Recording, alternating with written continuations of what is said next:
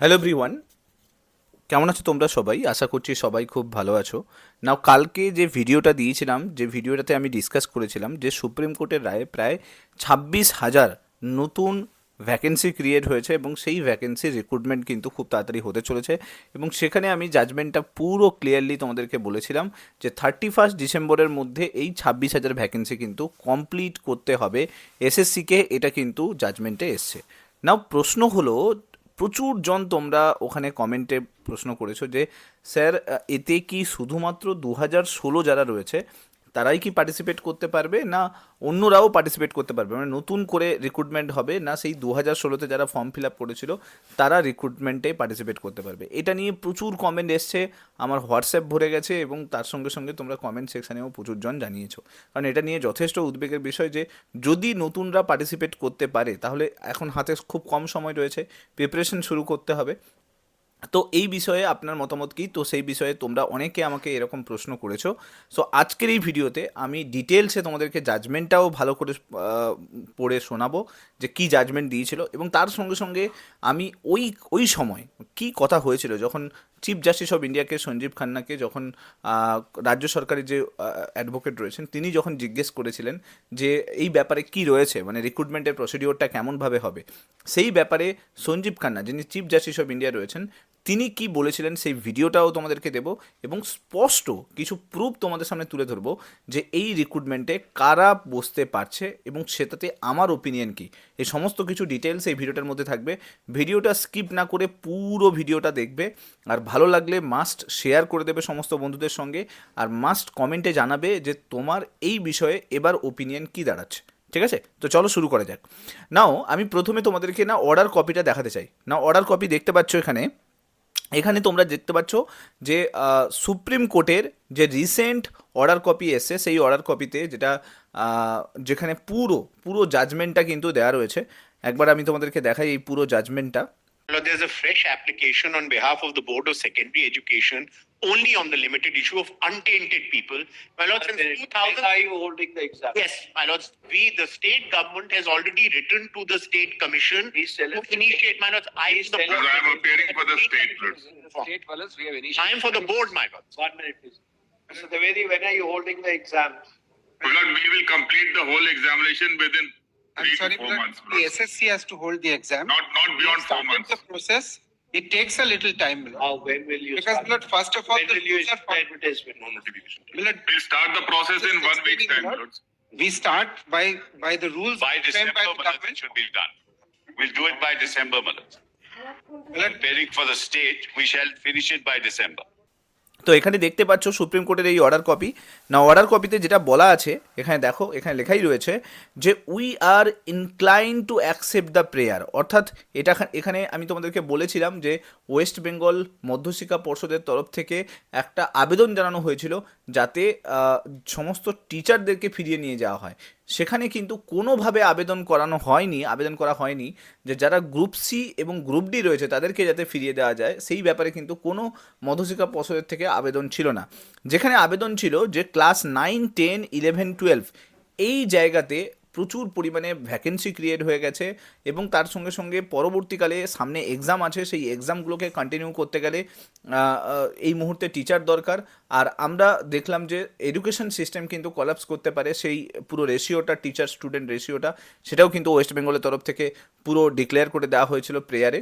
তো সেই বিষয়ে চিফ জাস্টিস যিনি সঞ্জীব খান্না স্যার ছিলেন, তিনি কি রায় দিয়েছেন, তিনি বলেছিলেন যে যে সমস্ত টিচার এই 9, 10, 11, 12-এ not found to be tainted, আমি এখানে হাইলাইট করছি not found to be tainted মানে কি, যারা চিহ্নিত অযোগ্য নয়, যাদেরকে এখনও পর্যন্ত যোগ্য যারা রয়েছে, অর্থাৎ চিহ্নিত অযোগ্য বাদ দিলে যেটা বাকিটা পড়ে থাকছে যোগ্য, যেটা বলা হচ্ছে তাদের মধ্যে অনেক অযোগ্য থাকতে পারে, সেটা আলাদা ব্যাপার। কিন্তু not found to be tainted কথার অর্থ হচ্ছে যারা চিহ্নিত অযোগ্য তারা কিছু কন্ডিশনের বিনিময়ে স্কুলে আবার নতুন করে ফিরে যেতে পারবে। কন্ডিশনগুলো কী কী? প্রথম কন্ডিশনে দেখবে ফার্স্ট লাইনেই মেনশন করা আছে, আমি এখানে হাইলাইট করছি ওয়ার্ডটা, an advertisement for fresh recruitment. আচ্ছা, এই ফ্রেশ রিক্রুটমেন্ট মানে কি? এর আগে যখন সুপ্রিম কোর্টের তরফ থেকে জাজমেন্ট এসেছিল সেখানে বলা হয়েছিল একটা ফ্রেশ সিলেকশন প্রসেস, যে একটা সিলেকশন প্রসেসের মাধ্যমে পুরো প্রসেসটা হবে। তো যখনই সিলেকশন প্রসেস ব্যাপারটা ছিল তখন কিন্তু ওয়েস্ট বেঙ্গল গভর্নমেন্টের কাছে পাওয়ার ছিল, কারণ সিলেকশন প্রসেস তারা নতুন করে চেঞ্জেস নিয়ে আসতে পারতো। কিন্তু এইবারের যে জাজমেন্টে, সেই জাজমেন্টে পুরো মেনশন করা একটা ফ্রেশ রিক্রুটমেন্ট প্রসেসের মাধ্যমে একটা নতুন হচ্ছে পোস্ট ক্রিয়েট করে সেখানে কিন্তু তার অ্যাডভার্টাইজমেন্ট পাবলিশ করতে হবে 31 মের মধ্যে। এখানে কিন্তু এই ফ্রেশ রিক্রুটমেন্ট কথার অর্থ হচ্ছে যে নতুন করে রিক্রুটমেন্ট, তার মানে নতুন করে সবাই বসতে পারবে। এখন এখানে এটার একটা আইনি পরামর্শ হয়তো এসএসসি নিতে পারে, বাট ত্রিপুরার ক্ষেত্রে এটাই হয়েছিল। ত্রিপুরার ক্ষেত্রে যখন 10,000 টিচারকে সুপ্রিম কোর্টের তরফ থেকে পুরো ডিক্লাইন করে দিয়েছে, তাই যখন জব চলে গেছিলো, তারপরের যে রিক্রুটমেন্টটা আবার হয়েছিল সেই 10,000 রিক্রুটমেন্ট কিন্তু নতুন করে রিক্রুটমেন্ট হয়েছিল। সেখানে কিন্তু সেই পুরনোরা শুধুমাত্র পার্টিসিপেট করতে পারেনি, সেখানে নতুনরাও পার্টিসিপেট করতে পেরেছিল, কারণ তা না হলে এতে আবার নতুন করে সুপ্রিম কোর্টে কেস হওয়ার চান্স কিন্তু থাকবে।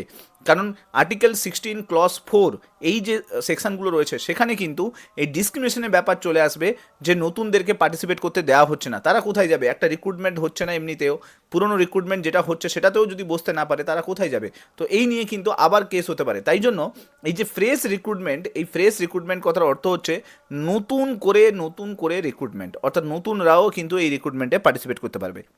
এবার আমি আরও কয়েকটা কন্ডিশন আমি ভালো করে দেখিয়ে দিচ্ছি। তো এই যে রিক্রুটমেন্ট, এই রিক্রুটমেন্টে এখানে তোমরা চিফ জাস্টিস অফ ইন্ডিয়ার এই ভিডিওটাও দেখে নাও, যেখানে ডিরেক্টলি তিনি বলেছেন যে এই একটা ফ্রেশ রিক্রুটমেন্ট কিন্তু করতেই হবে। ঠিক আছে, এই ভিডিওটা দেখে নাও। নাও এরপরে দেখো, এরপরে আরও কয়েকটা কন্ডিশন শুনলে এমনি ভিডিওটাতে একটা কন্ডিশন কিছু দিয়ে রেখেছে। কন্ডিশনটা কি? এক তো 31 মের মধ্যে নোটিফিকেশান বার করতেই হচ্ছে। সেকেন্ড হচ্ছে examination and entire recruitment process shall be completed 31 December, যেটা আমি আগের দিন ভিডিওতেও বলেছিলাম। 31শে ডিসেম্বরের মধ্যে এই এক্সামিনেশনের পুরো প্রসিডিওর কমপ্লিট করতে হবে। ঠিক আছে, এরপরে যেটা বলা আছে যে এই যে এক্সামিনেশন প্রসিডিওর কেমনভাবে হবে সেই রিলেটেড একটা এন্টায়ার এভিডেভিট ফাইল কিন্তু সুপ্রিম কোর্টে জমা করতে হবে 1 মাসের মধ্যে। অর্থাৎ এটা চলছে 31 মানে এপ্রিল ধরে চলো, 31 মের আগে পুরো হলফনামা দিয়ে জারি করতে হবে যে কীরকমভাবে প্রসিডিওর হচ্ছে, সেটা কিন্তু কোর্টের কাছে জানাতে হবে। তার মানে এটা আমরা যদি বলি যে জুডিশিয়াল বাইন্ডিং একটা এক্সাম হতে চলেছে, অর্থাৎ জুডিশিয়ারি যেখানে কিন্তু এতে ইনভলভ থাকবে। এরপরে দেখো স্টেট গভর্নমেন্ট, এবং এখানে বলা আছে West Bengal board of secondary education এবং West Bengal school service commission, এখানে বলা আছে 31 মের মধ্যে প্রপার শিডিউল দিয়ে দিতে হবে যে কবে রিক্রুটমেন্ট, এখানে লেখাই রয়েছে ফর দ্য ফ্রেশ, বারবার এই ওয়ার্ডটা কিন্তু মেনশন করা, fresh recruitment as well as the schedule therefor, কবে পরীক্ষা হবে, কবে ইন্টারভিউ হবে, কবে তার প্যানেল লিস্ট পাবলিশ হবে এবং কবে জয়নিং হবে, এই সমস্ত একটা টোটাল শিডিউল কোর্টের কাছে জমা করতে হবে। ঠিক আছে, যেহেতু কোর্ট প্রসিডিওরের মধ্যে এই এক্সামিনেশনটা হবে। ঠিক আছে, তো এখানে ডিলে করলে কিন্তু গল্প হয়ে যাবে।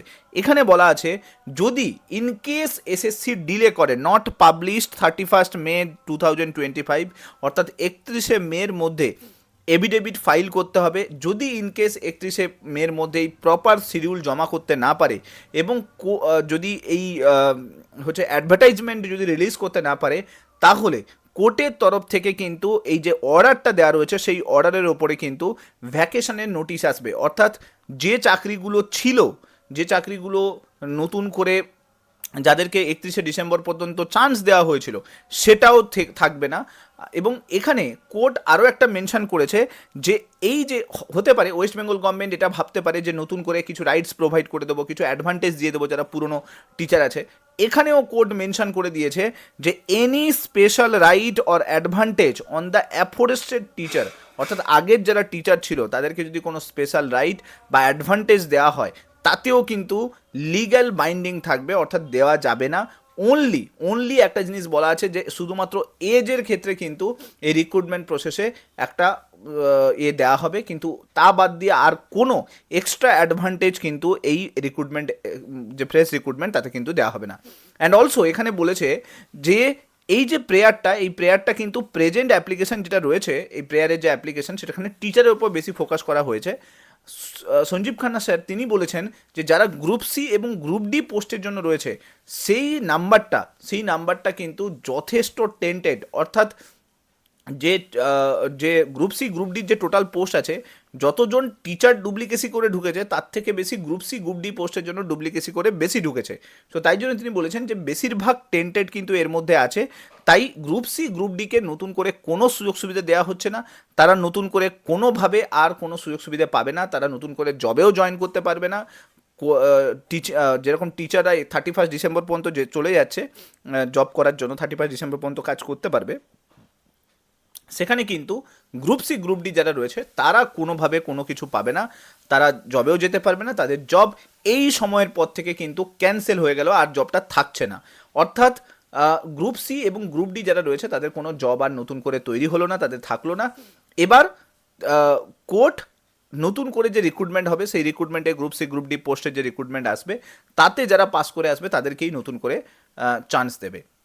এবং যারা এখানে কোর্ট এটাও বলে দিয়েছে যারা যারা টেন্টেড আছে, যারা যারা চিহ্নিত অযোগ্য যারা, তাদেরকে টাকাও ফেরত দিতে হবে, অ্যান্ড অলসো তাদেরকে কিন্তু নতুন করে এই রিক্রুটমেন্ট প্রসেসে পার্টিসিপেটও করতে দেওয়া হবে না। এখানে কিন্তু বলে দেওয়া আছে যে এই যারা tainted, found to be tainted, তারা কিন্তু কোনোভাবে এই রিক্রুটমেন্ট প্রসেসে পার্টিসিপেট করতে পারবে না, অ্যান্ড অলসো তাদেরকে দিতে হবে, তাদেরকে কিন্তু টাকাও ফেরত দিতে হবে। তার মানে বুঝতে পারছো, এবার হয়তো এটা থিঙ্ক হতে পারে যে অনেকে হয়তো এই জিনিসটা চলবে, এখন নিউজ চ্যানেলে চলবে, কিছুদিন দেখবে বিভিন্ন অ্যাডমিনিস্ট্রেটররাও বলতে পারে যে আমরা কিউরেটিভ পিটিশন করব, মানে পিটিশনেরও আরেকটা পিটিশন হয়, সেটাকে কিউরেটিভ পিটিশন বলা হয়। তো কিউরেটিভ পিটিশন করব, আমি এখানে একদম শিওর হয়ে বলছি এই কিউরেটিভ পিটিশনও কিন্তু কোনো কাজ দেবে না, কারণ একটা চিফ জাস্টিস অফ ইন্ডিয়ার অর্ডার, এটা যদি অন্য কেউ অর্ডার দিত সেটা আলাদা ব্যাপার, একটা চিফ জাস্টিস অফ ইন্ডিয়ার প্যানেলের অর্ডার, সেই অর্ডারকে সবাই মান্যতা দেয়, সমস্ত কোর্ট মান্যতা দেয়। যতবার পিটিশনের জন্য যাবে সেখানে হয়তো নতুন কোনো আবেদনকে শোনা হতে পারে, কিন্তু সেটা কোনোভাবে চেঞ্জেস হবে না। তো এই অর্ডারটাকে কিন্তু সবাইকে শুনতে হয়, সবাইকে কিন্তু মান্যতা দিতে হয়, এটা কোর্টের রুল আছে, এটা অন্য কোথাও রুল নয়, এটা কোর্টের রুল আছে যে এটা কিন্তু মান্যতা দিতে হয়। তো তোমাকে অনেকে হয়তো এটা ভুল বোঝাতে পারে, বাট এটা জেনে রাখো এটা কোর্টের রুল, তোমাকে কিন্তু মানতেই হয়। তো এই হচ্ছে পুরো প্রসেস। এটা আমি বললাম যে নতুন আমার যেটা ওপিনিয়ন বলছে এই ফ্রেশ রিক্রুটমেন্ট, এবং আমি যা জাজমেন্টার ভিডিও দেখালাম সেই ভিডিওতেও যেটা মেনশন করা আছে, এই ফ্রেশ রিক্রুটমেন্ট কথার অর্থ হচ্ছে নতুন করে রিক্রুটমেন্ট। এই রিক্রুটমেন্ট কিন্তু হতে চলেছে 31 ডিসেম্বরের মধ্যে। এসএসসি একটা নোটিফিকেশান জারি করবে খুব তাড়াতাড়ি, সেই নোটিফিকেশান এলে আরও স্পষ্ট হবে ব্যাপারটা। কিন্তু ওপিনিয়ন যদি আমার নাও তাহলে কিন্তু আমি বলবো যে সবাই কিন্তু এই এক্সামে পার্টিসিপেট করতে পারছে, এবং কারণ কি ত্রিপুরাতে যে এক্সামটা হয়েছিল সেখানে কিন্তু পুরো এটা মেনশন ছিল যে সবাই পার্টিসিপেট করতে পারবে, এখানে কোনো নতুন করে করা যাবে না, কারণ তা না হলে কিন্তু আর্টিকেল 16 এবং হচ্ছে আর্টিকেল 18, এই যে 18 বলছে 14 এবং 16-এর ওপরে কিন্তু নতুন করে সুপ্রিম কোর্টে কেস হতে চলেছে। আর সেটা যদি হয় তাহলে কিন্তু এই পুরো প্রসিডিওর কিন্তু পুরোটাই কিন্তু ঝুলে যাবে। তাহলে কিন্তু এই শুধুমাত্র 26,000-এর লাইভ নয়, তার সঙ্গে সঙ্গে যতজন পরবর্তীকালে এসএসসি এক্সামিনেশনের জন্য প্রিপারেশন নিচ্ছিল তাদের লাইভটাও কিন্তু ঝুলে যাবে। এখন দেখার বিষয় পরবর্তীকালে কি হয়, স্কুল সার্ভিস কমিশন কী স্টেপ নেয়, এইগুলো সমস্ত কিছু ডিটেলস পরবর্তীকালে আমি আবার আপডেট দেবো। ভিডিওগুলো ভালো লাগলে মাস্ট লাইক করে দিও, নতুন নতুন আপডেটগুলো পেতে চ্যানেলটার সঙ্গে জুড়ে থাকতে ভুলো না, আর মাস্ট শেয়ার করে দিও সমস্ত বন্ধুদের সঙ্গে যাতে সবাই ইনফর্ম থাকে। Thank you so much. Next video তোমার সঙ্গে আবার দেখা হচ্ছে। Till then, bye by.